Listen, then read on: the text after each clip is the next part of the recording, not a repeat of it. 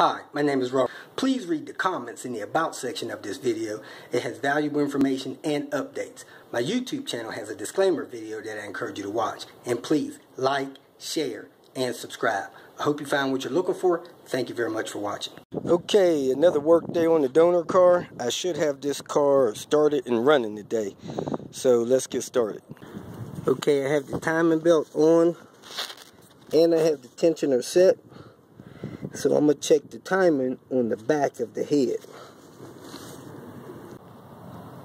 That's the timing on the back of the intake cam. And that's the timing on the back of the exhaust cam. So they look pretty parallel to me. Just eyeballing them. So I'm going to go ahead and roll the motor over a couple times and make sure that those timing marks on the back of the head, the cams on the back of the head, stay straight when I get the crank back on mark. Okay, I rolled the crank over 4 times, so it's back on the mark. Let me go check the back of the head again.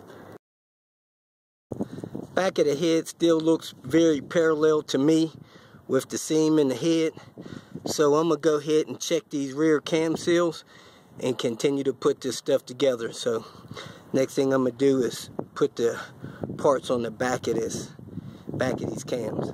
I didn't notice this before, but this rotor has a split in it, so I'm glad I got new parts for this tune-up. Okay, I put a Bosch rotor on it, a Bosch cap. I got the Volvo wires, got them plugged in. As you can see, the 40th week of the 14th year, they were manufactured. Now I'm about to drop in the Volvo plugs in here for the 5-cylinder turbo cars.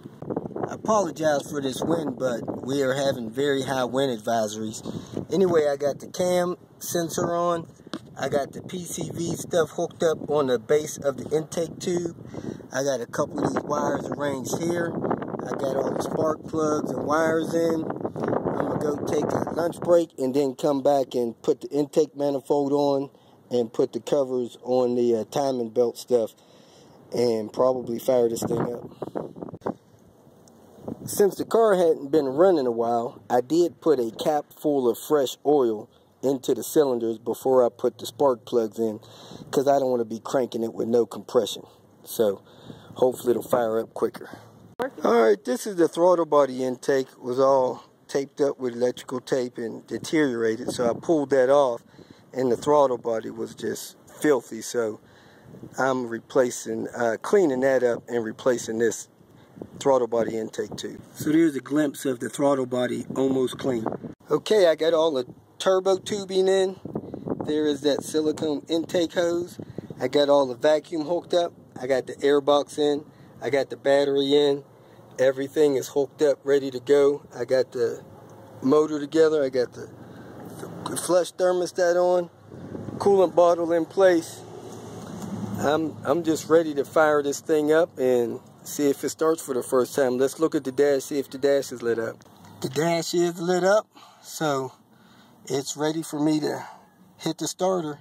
But unfortunately, I'm out of time. I gotta go home and have supper and start this thing first thing in the morning. If you feel that this information was useful, please like it and share it with your social media friends.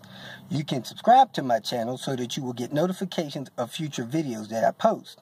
You can follow me on Twitter, and if you need to contact me directly, please visit my website.